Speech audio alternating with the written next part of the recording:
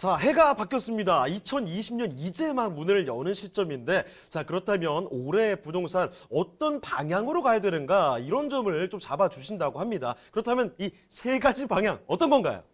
자, 많은 경제 전문가들이 얘기하는 게 속도보다 방향이 중요하다. 그러니까요. 인생도 그렇다고 합니다. 그러니까 속도에 우리는 굉장히 이렇게 좀 민감한데 그렇죠. 실질적으로는 어느 방향으로 가느냐가 이제 더 중요하게 되겠죠. 그래서 제가 올 한 해는 정말 올바른 방향을 보고 가면 좋겠다는 의미에서 세 가지를 이제 가지고 좀 말씀을 드리고 싶습니다. 자, 근데 어느 방향으로 가기 전에 시장이 어디로 가는지 먼저 봐야 되겠죠. 그렇죠. 네, 그렇습니다. 그래서 시장, 2020년 부동산 시장 어디로 갈지 이 부분부터 한번 체크를 해드리겠습니다.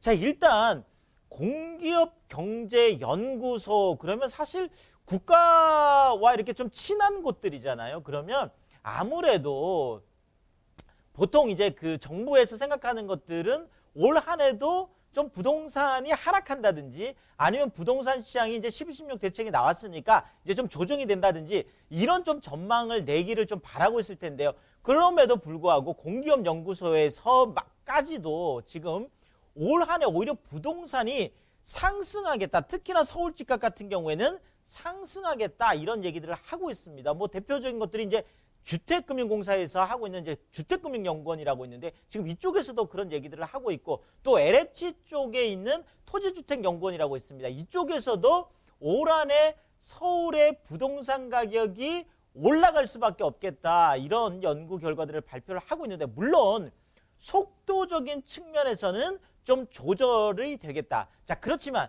상승 방향에 대해서는 상승 쪽으로 계속 가겠다. 상승 기조를 유지하겠다라는 거죠. 자, 그 이유 중에 큰 하나가 바로 이 부분입니다.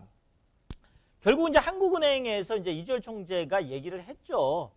신년사 얘기를 하면서 올 한 해 2020년에도 통화 완화의 기조를 유지하겠다.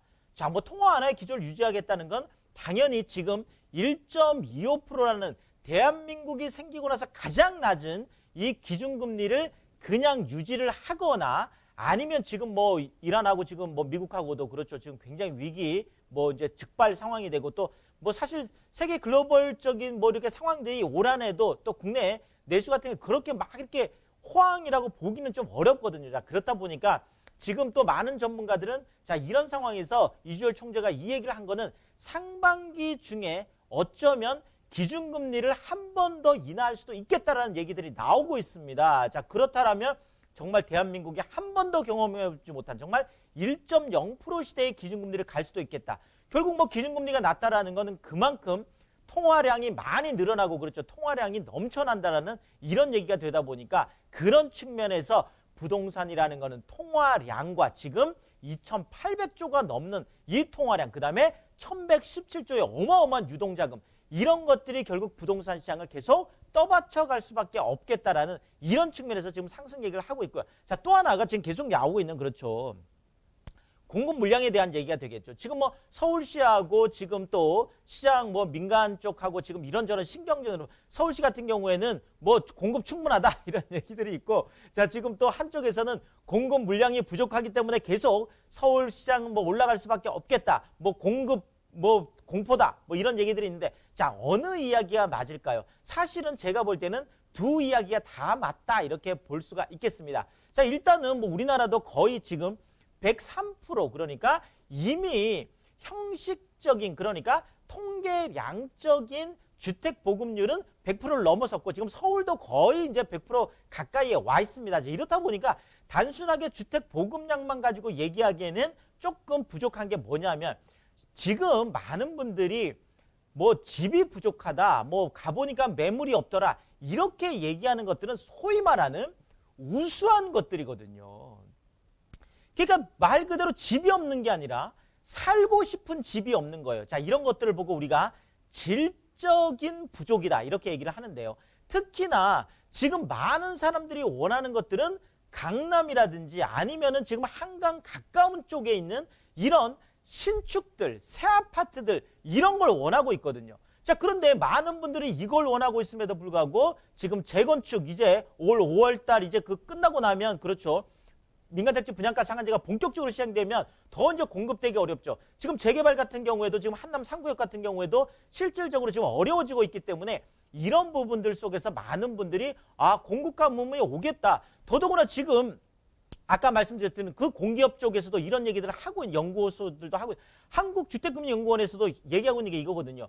자, 작년에 2019년에 약 한 18만 가구 정도가 수도권에 공급이 됐었는데 지금 올해만 해도 준공 물량이 13만 가구, 그러니까 5만 가구가 확 준다라는 거죠. 자, 이런 측면에서 본다라면 결국은 지금 공급 물량이 해결이 안 되기 때문에 더더구나 서울과 지방의 양극화는 올 한 해도 그런 측면에서 심해질 수밖에 없겠다. 이렇게 좀 시장을 보고 있습니다. 자, 이런 시장 안에서 제가 좀 말씀드리고 싶은 거는요. 자, 투자의 3대 방향을 잡고 가라는 거죠. 이런 시장 안에서도. 자, 법과 정책은 보수적으로 접근하라. 요 얘기 하나 하고요. 자, 대형 개발 호재를 보고 가라. 제가 늘 말씀드리고 강조드리는 부분이 되겠습니다. 또 하나가 올 한해는 풍선 효과를 누리는 틈새 시장들이 있습니다. 이런 틈새 시장들을 우리가 잘 보고 가면 좋을 것 같은데요. 자, 일단 법과 정책은 제가 왜 보수적으로 접근하라고 하냐면, 자, 첫 번째 작년 말에 헌법재판소에서 재건축 초과이익 환수회가 합헌 결정이 났습니다. 자, 사실상 그 전까지만 하더라도 재건축 조합 쪽에서 얘기하는 것들은 자, 뭐 재건축 초과이익 환수에 관한 법률 이거 위헌의 소지가 많기 때문에 이것은 뭐 적용 안 될 수도 있다.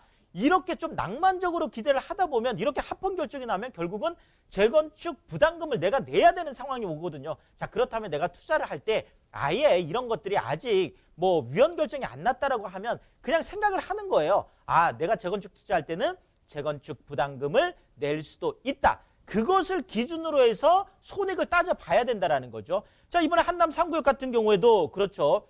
결국은 뭐 서울시 쪽에서 강력하게 나오니까 손을 들었습니다. 그래서 결국 재입찰 쪽으로 지금 가닥을 잡았는데요. 자, 이렇게 한남 3구역 같은 경우에도 뭐 일반 분양분 7,500만 원 받을 수 있을 수 있다. 또 뭐 1조 원 되는 공사비 무이자로 할 수 있다. 아니면 그 많은 커뮤니티 시설 공짜로 이거 안 된다라고 결정이 났잖아요. 그렇다면 이런 좀 보수적인 접근이 필요하다는 거죠. 자, 또 하나가 이제 2천만 원 이하 임대소득에 대해서도 이제 6월 1일까지 신고를 하고 이제 세금을 내야 됩니다. 자, 또 하나가 지금 등록 안 하고 있는 주택들에 대해서도 전부 다 신고하라고 지금 통지들 받으셨잖아요. 자, 그렇다면 이제는 그런 것보다는 차라리 내가 주택임대사업자 등록을 실제로 하는 걸 기준해서 세금을 내는 걸 기준을 해서 해야 된다는 거예요. 자, 그렇게 따지면 제가 늘 강조드리듯이 주택임대사업자 등록에 적합한 거 신축이면서 전용면적 40제곱미터 이하면서 공시가격 3억 원 이하 이렇게 하면 취득세 감면받죠. 재산세 100% 감면받죠.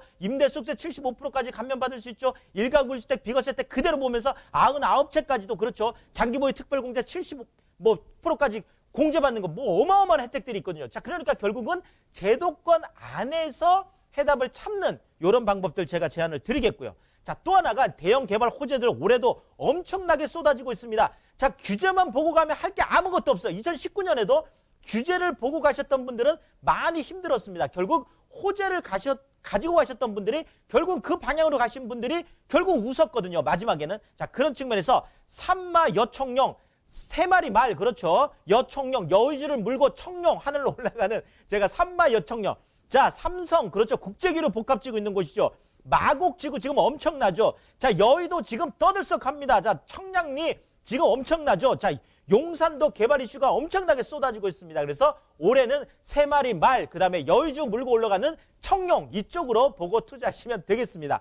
자, 대규모 뉴타운들 올 한해 또 떠들썩하겠죠. 흑성 뉴타운, 노량진 뉴타운, 뭐 한남 뉴타운, 그렇죠. 이제 또 5월달에 어차피 또 재선정이 될 테니까. 자, 어마어마한 뉴타운들 이제는 서울 시내 안에서 더 이상 뉴타운 공급이 없습니다. 더더구나 새 아파트, 기존 아파트 들어가실 분들은 대규모 뉴타운 안에 있는 브랜드 아파트들 이런 것들 공략하시는 것도 제가 적극적으로 추천을 드리겠고요. 자, 철길을 따라갈 돈을 줍는다 늘 강조드립니다. 자, GTX A노선, B노선, C노선, 신안산선에다가 올 한해 또 GTX D노선까지 그렇죠. 이래서 대규모 개발 호재들 보고 가시면 성공 투자할 수가 있겠습니다. 자, 마지막으로 풍선 효과 누리는 틈새 시장들도 올 한해 엄청나게 많습니다. 아까 앵커 오프닝에서 얘기했지만 그렇죠.